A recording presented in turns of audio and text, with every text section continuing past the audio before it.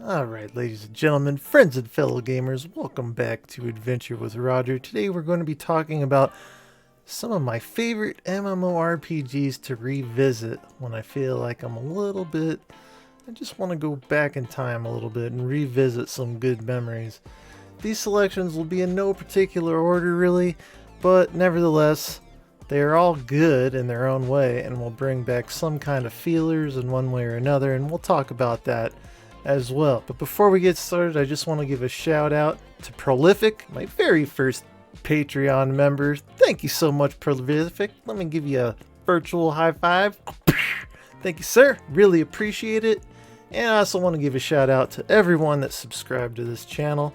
It's so awesome of you, and I really look forward to the future of this channel. All of you excellent people who are coming along for the ride as well. Alright, so I just want to talk about probably like 10 MMOs that I like to revisit in my spare time. Yeah, let's get into it. First off, we're going to talk about, I just happen to have a copy of it right here, EverQuest 2.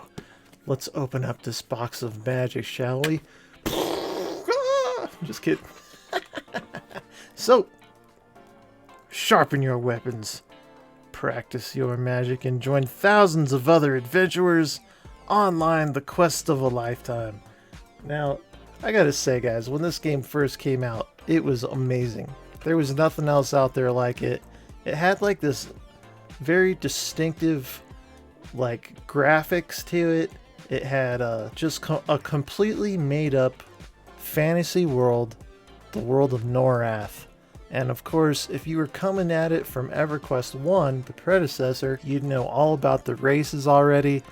And in EverQuest 2, they added quite a bit of stuff, and it was just awesome. There was people everywhere, there was active commerce, there was all kinds of good stuff. But now, instead of thousands of players, we're probably to hundreds of players. And because the player base has dramatically dropped off in the past 10 years or so. I mean, I would say that there's still definitely, if you wanted to get into it, there's definitely active guilds and stuff like that out there.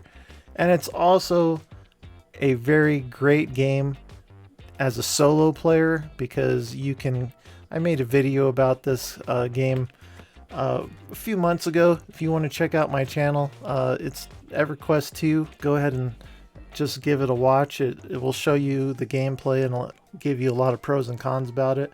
Overall, you know, a really solid game.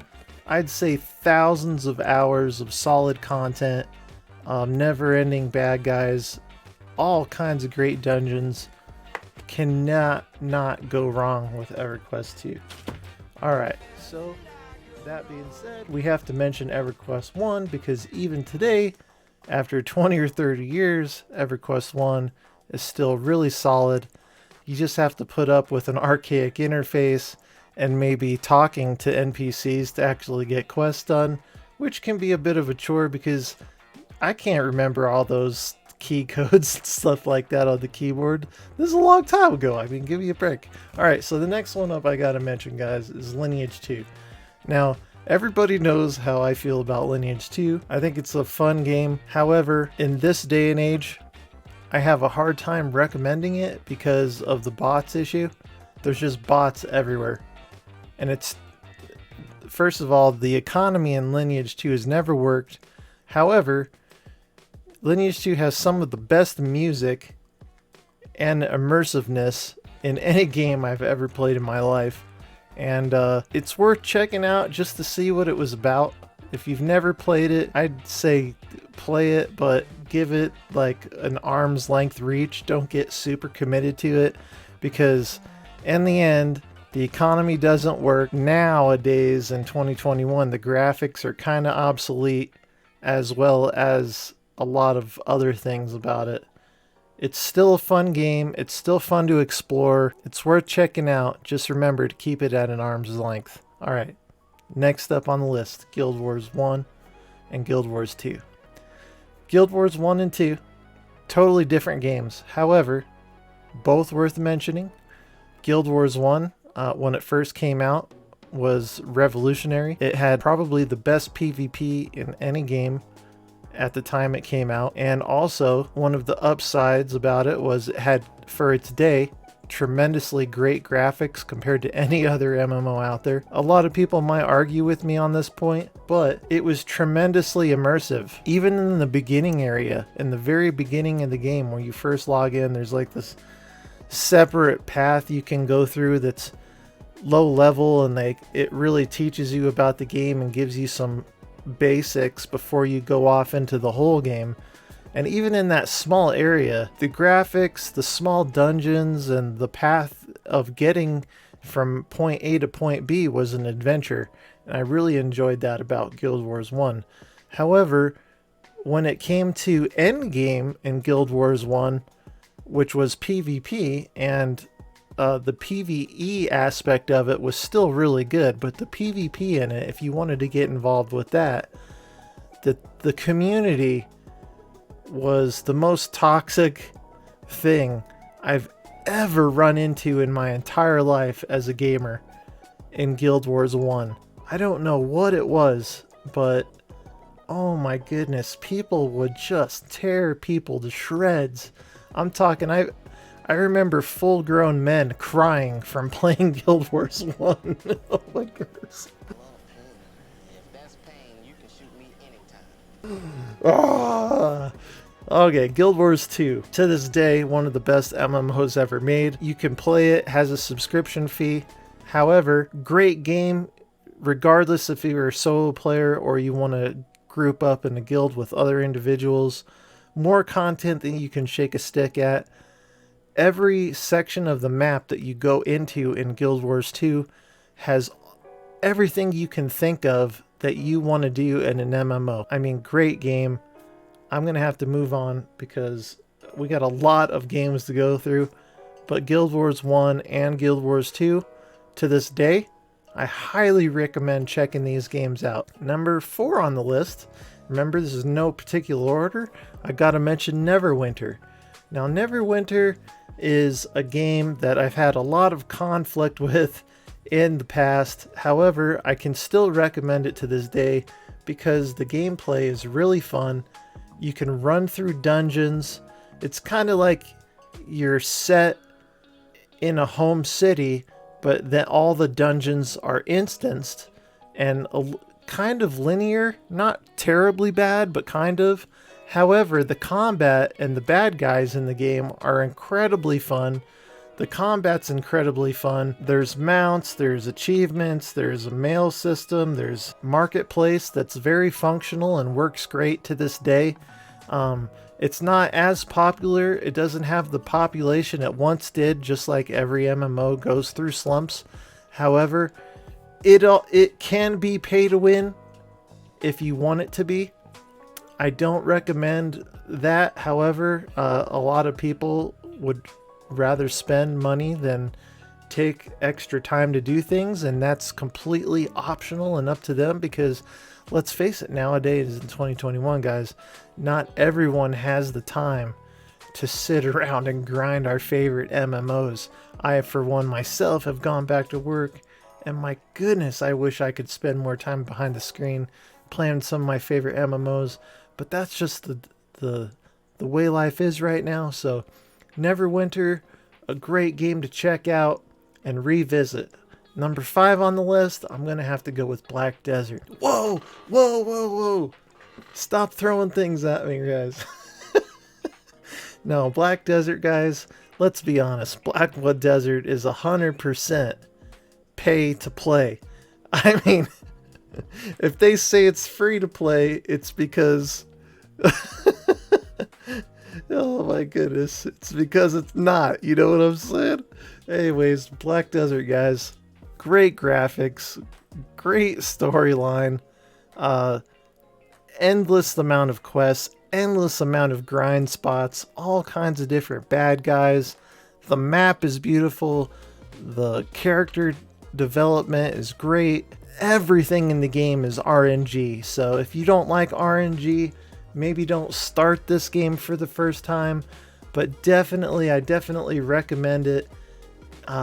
Just to check it out because Black Desert has so many great things going for it, and at the same time, don't spend thousands of dollars in this game, because I remember one time I checked how much I had spent in Black Desert Online, and let's just say I'm not gonna go announcing it to my wife anytime soon, because she'd probably flip out on me. But great game to start out playing or revisit. I had a ton of fun playing Black Desert, and if you can find the right people to group up with and have a good time playing this game, there's still a ton of active players in this game. I don't think that it's really died out whatsoever. A lot of people play Black Desert, so you could still really get into the game and have a lot of fun with it. Alright guys, number 6 on my list is Star Trek Online.